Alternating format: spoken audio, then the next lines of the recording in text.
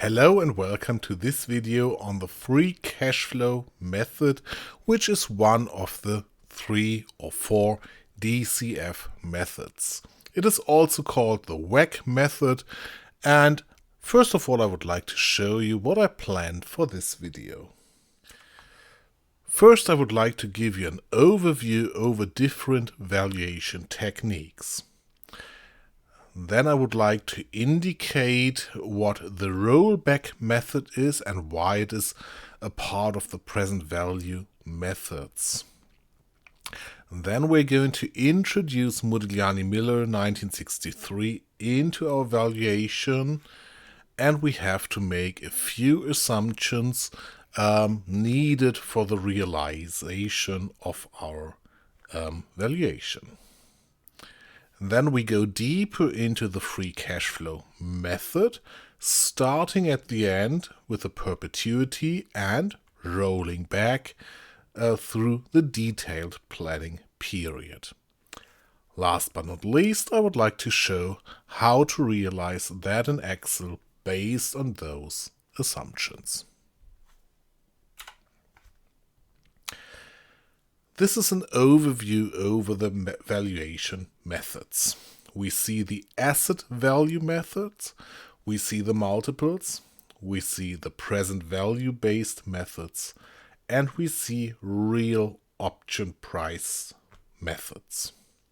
Let's start with the asset value methods. We all know the asset value methods because we are all professionals in accounting. So accounting is collecting all the assets, counting all the assets, and valuing them with book values, at book value. But of course, this value must not necessarily be book value. It can also be liquidation value, assuming that you liquidate the company and that you sell all assets. Or it could be reproduction values, so assuming that you buy all assets new to reproduce the company.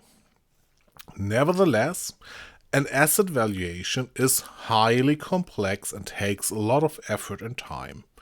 And it is not the full reality, since the assets of a company are typically more valuable than they are apart. So just adding up values of individual assets won't make it a business valuation. Nevertheless, the liquidation value is always the lower boundary of any business valuation because the liquidation of the company is always an option. I already made another video about multiple valuation. Multiple valuation means you find some peer group companies, you derive their multiples, and you apply those multiples to the company that you would like to value. Of course, the question is, where do you get the values? Where do you get the peer groups? Typically, you are going to use market multiples. Use market prices of peer group companies, and you can differentiate between the equity multiples, valuing the equity of the company, and entity multiples, valuing, let's say, the capital employed or all assets including the working capital. Further, there is the recent acquisition multiple, which does not derive the value of the company from the market, but from recent M&A transactions. The present value-based methods are usually all based on the dividend discount model, which is the mother of all present value methods. Discounting dividends is not as easy as it seems because the dividend policy is not yet fixed for the future, and it is pretty hard to forecast or predict the dividend for the futures because of the dividend policy. Accordingly, the Anglo-American countries went another path than the continental Europe countries did. The continental European countries chose to capitalize earnings or profits, and the Anglo-American countries chose to discount cash flows. That's where the word discounted cash flows comes from. Of course, these cash flows are not necessarily dividend equivalent, but they are generated in the company and accordingly they are free to be distributed to the shareholders or to other investors. With the earnings, we have a bigger issue because the earnings can be manipulated by the management. While cash is always truth, earnings or profits are opinion, and they can be manipulated. Nevertheless, we have the Preinreich-Lücke theorem between cash and earnings, and if those methods are applied consistently, normally capitalized earning methods and all 4 DCF methods should lead to the same valuation. And of course, we have to differentiate between equity methods and entity methods again. Equity methods are those methods that directly value the equity or the shares of a company, and entity methods, again, those that value the assets and the working capital. Why is that important? Because the equity methods can be used in a share deal. A share deal is a transaction where the shares are sold or bought, and the entity methods can be used in transactions where parts of the assets, maybe a branch or a national company or whatsoever, are sold. Within the DCF methods that are all Modigliani-Miller based today, we find the flow to equity method that capitalizes the cash flows that are generated and are distributable only to the shareholders. That's why it's called flow to equity. And we see the entity methods that are mainly based on free cash flows. So we see the adjusted present value, the free cash flow method, and the total cash flow. Last but not least, there are the real option methods. Real options are based on option pricing formulas like the Black-Scholes model. Real option methods are restricted to very simplified valuations like oil mining rights or something like that. They are not applied in together with companies typically. The present value-based methods are, of course, based on present values. Nevertheless, usually a rollback method is used here. Why that? Because the present value formulas that are usually taught within textbooks become highly complex if it comes to business valuations, and there are too many things that need to be reflected. Because of that, we use the rollback method that starts with the perpetuity. So we split the whole planning, the whole future planning, into the detail planning period and the perpetuity. Of course, we have to do that because of the going concern principle. Every company should infinitively live or exist. It doesn't stop existing, so the whole planning would be of infinite length. And since we can't handle infinite length, we have to make a cut somewhere. And typically we do this cut roughly after 4, 5, or 6 years. Here we see it after 5 years. The rest of the planning, so period 6 until infinity, is reflected by using perpetuity formula or Gordon-Grove model. Accordingly, all payments like this payment in 6 of 1,100 and again of 1,107 and an 8 and a 9 and so on and so forth can be discounted using one little formula, and that's the perpetuity formula. Or, if it grows at a constant growth rate, we can use the Gordon growth model to discount it. Nevertheless, if we do so, the present value of this perpetuity will be a present value as of t is 5, or the fifth period, the end of the fifth period.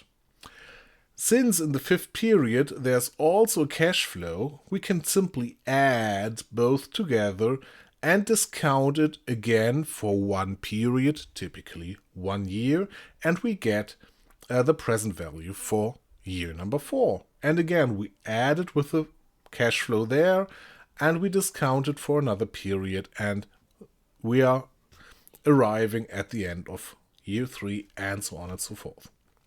So we go back, we roll back period by period by period, and that is a recursive procedure or a rollback procedure.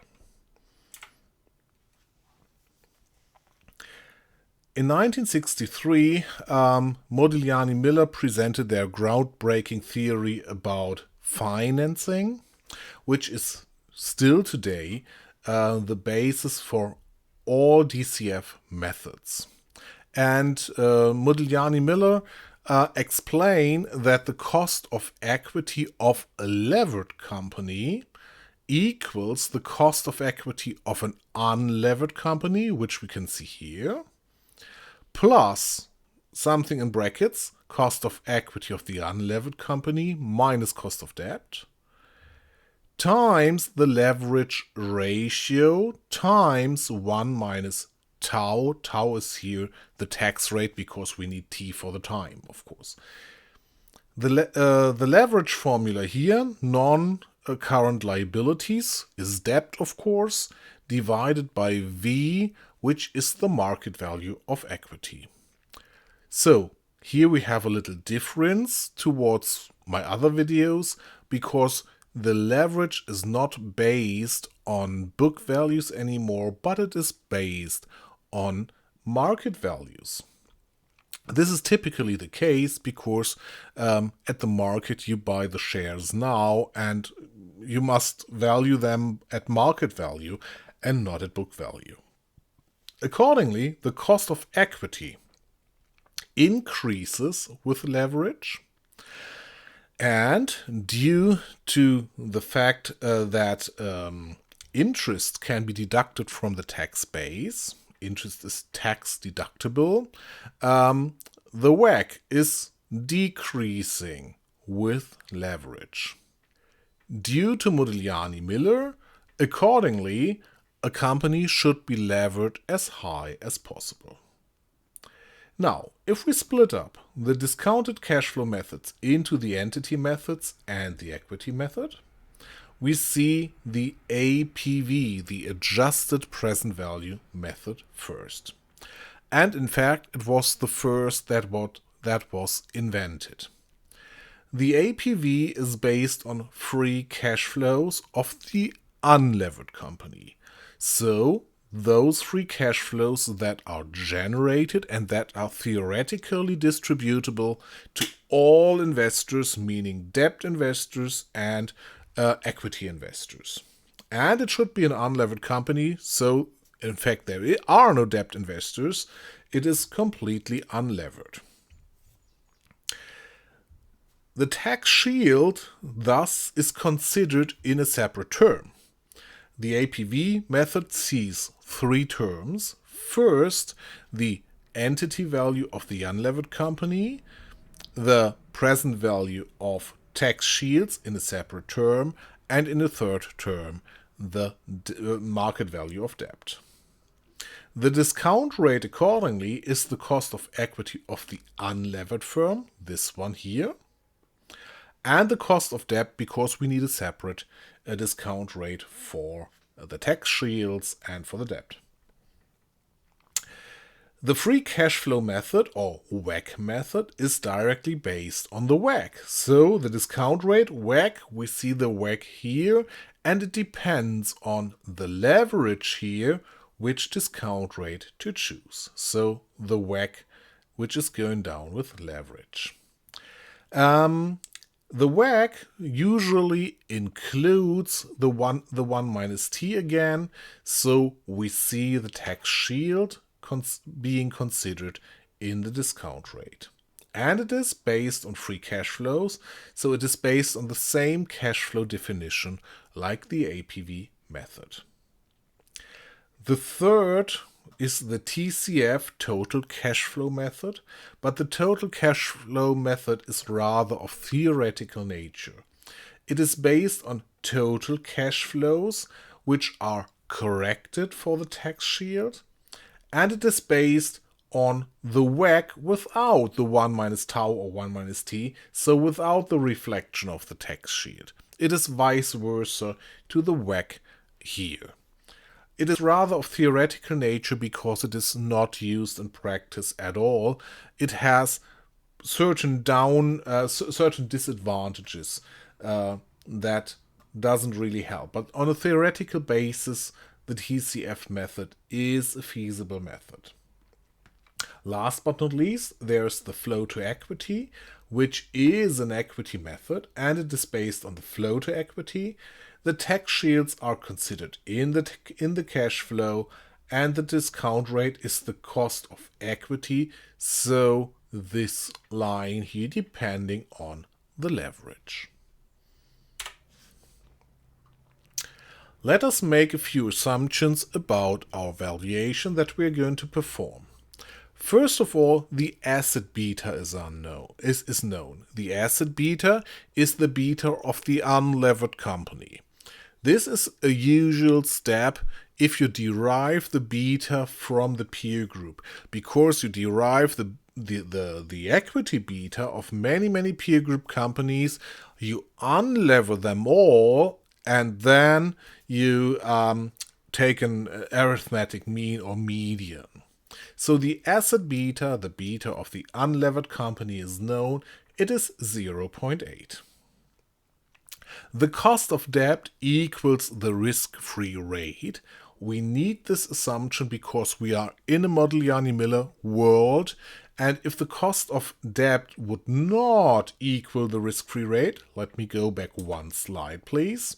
If it would not, we had to reflect the risk of the debt, which leads to the WACC curve going up again at the end, which is the trade-off theory like Kraus-Litzenberger or other authors, but that cannot be reflected in a business valuation, unfortunately. So the cost of debt still equals the risk-free rate. The long average market return is known. It is 10.5%. Usually studies are used to calculate that one, and you can input those three numbers into the security market line, which will lead to an expected return of the company I, which is the cost of equity. So the cost of equity is the risk-free rate plus the market return minus risk-free rate, and what we see in brackets here is the market risk premium. And the market risk premium will be multiplied with the beta, with the asset beta, and accordingly we will have the expected return of an unlevered company. Let me go back one slide. Where are we now? We have this point here. So let's input those numbers. 8% plus 10.5 minus 8 times 0.8, and that is 10%. The next assumption we have to make is that the planned financing structure is autonomous. Only corporate taxes are considered and no personal taxes of the shareholders. This is a certain assumption that is discussable, so there are models available, also like a tax cap and so on and so forth, to reflect personal taxes of the shareholders also. And the corporate tax system is simple, with taxable profits being taxed at the corporate tax rate tau. For the free cash flow model, we see only two terms. So the value of the equity, the market value of the equity, is given by the entity value of the levered firm. That's why we see a little L here, minus the market value of the non-current liabilities. If we speak of market value, typically the market value of the debt is not too far away from the book value. That's why usually you can assume the book value here. That won't lead to big mistakes. Now, of course, we have to start with the perpetuity first, and then we have to roll back through the detailed planning period. Now, this is the free cash flow model for the perpetuity. We see the free cash flow as of period T plus 1, capital T plus 1, which means one period after the end of the detailed planning period. Let me just go back one slide. Here the fifth period is capital T plus 1, that is the sixth. And the free cash flow of the sixth period, or T plus 1, will be capitalized by the WACC as of T, and we will receive the entity value of the levered firm in T. Now the problem is that the WACC is not determined yet, because we do not know about the leverage in this period. We do not know about the equity, cost of equity in this period, so the WACC is unknown. Accordingly, we have to derive the WACC formula based on an unlevered cost of equity. This is the given WACC formula that we already know. So the WACC is determined typically by the cost of equity of the levered firm, which we don't have, and the equity ratio, the cost of debt, and the debt ratio, and 1 minus tau, 1 minus the tax rate. But since this is based on market values, we are also lacking the market values. We're lacking the value of equity, and we are lacking the entity value. So we are lacking this, and this. But we have the Modigliani-Miller formula, and we can derive the cost of equity of the levered firm by the cost of equity of the unlevered firm, which we have because of the asset beta. So we apply the Modigliani-Miller formula and put it in here. So we have the WACC, we have in large brackets the Modigliani-Miller formula, and we have the rest of the formula of the WACC formula.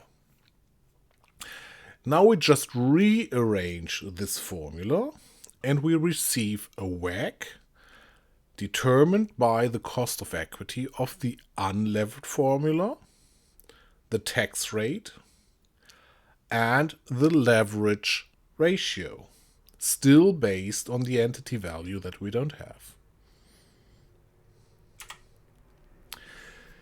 But we can now use it, apply it in our rollback formula. So our rollback formula for the perpetuity was this one. We insert this new formula here instead of the WACC. And we now rearrange this formula and we receive this formula, which is completely free of unknown figures. Please try this step at home, try to input it here and try to derive this formula. It is quite easy. Try to rearrange this formula on your own. Since we now can use this new formula to get the entity value in period T, we now need a rollback formula for each individual period of the detailed planning period. So to go back one period. Of course, it is simple, so the basic rollback formula for the free cash flow would now be the entity value in small caps t plus 1 plus the free cash flow in the same period divided by 1 plus WACC. 1 plus WACC because we only discount for one period. Of course, we don't know several of the items here. We don't know the value here. Oh, we know this value, but we don't know the WACC again. We don't know the WACC again. So we again have a circular reference problem, and this is the word for it. We have a circular reference problem because in the WACC we have the EV. We need the EV to determine the WACC, and we need the WACC to determine the entity value. Of course, we can now apply the same trick. We now use the basic rollback formula. We input the formula for the WACC here, and we rearrange the formula again, and we receive a formula that is based on only known items. Please try this at home too. Now, let us realize all that with a little example in Microsoft Excel. I have here an example of Ballwieser, but only the example is of Ballwieser. The calculation is based on my own, and the explanations are based on my own. So what do we see here? First of all, we see the cost of equity of the unlevered company. So this is this can be derived from the capital asset pricing model using the asset beta. The cost of debt is given, it's 8%, and the tax rate tau is given, it is 26%. And the input cells, by the way, are on another sheet. I have given these cells certain names. So the cost of equity of the unlevered company is called COEU. The cost of debt is COD, and the tax rate is tax R, so that we have variable names for them too. Of course, we need a certain company planning or business plan. We see it here with the balance sheet. The balance sheet, of course, consists of the asset side here, non-current assets and current assets, and the equity and liability side, like equity, non-current liabilities, and current liabilities. I have to point out one specific problem here. The cash balance is included in the non-current assets. This means in the cash flow calculation later on, we see that a change in cash means it is an investment or disinvestment in cash. This is the usual assumption that is made. Here it is made implicitly. That's why I pointed out. Of course, I have some checks that the balance sheet really balances. Fine. I have the income statement here. The income statements like revenues minus cost of goods sold gives the EBITDA, minus depreciation gives the EBIT, minus the interest, and stop. Here is an important point to take notice of. The interest is calculated based on 8% times the non-current liabilities as of the period before.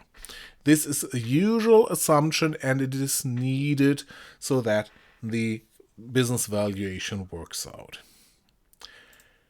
We have the EBT, we have the tax. Here I did it explicitly with German Gewerbesteuer and Körperschaftssteuer, but you can also do it implicitly using a mixed corporate tax rate here. Both is feasible, and last but not least, there is the profit. I have two lines, earnings, retained earnings and dividend. This is not really needed for the valuation. I have the tax shield calculated here because it is needed in the cash flow calculation. And now comes the cash flow calculation. And we already know what a cash flow calculation looks like until here. So we have the upper two layers, cash flow from operations and cash flow from investments, like we already know it from accounting. Adding both up will lead to the free cash flow that we know from accounting, but this free cash flow is the free cash flow of a levered firm. Free cash flow model is based on the assumption that the company is unlevered, so we need a free cash flow definition of an unlevered firm. We have to correct it. So we have to make some adjustments for the valuation. We add the interest because an unlevered company does not pay any interest, so we have to add it again. And we have to deduct the tax shield. Since the company doesn't pay interest, it cannot deduct them from the tax base. Accordingly, the tax is higher. We have to deduct the tax shield here, and we receive the free cash flow that is used for the APV method or for the WACC method. So the free cash flow method here is pretty simple.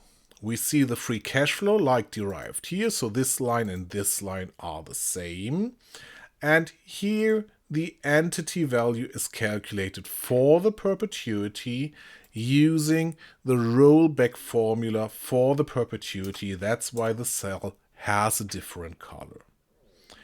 And here we see the rollback formula for the detailed planning period, discounting this one and this one for one period. And using this formula, we go back to period 0, which is the current period, and we receive the entity value as of today.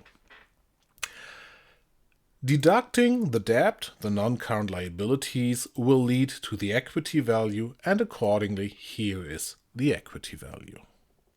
For consistency reasons, I now switch to my APV method that I demonstrated in another video, and we can now have a look.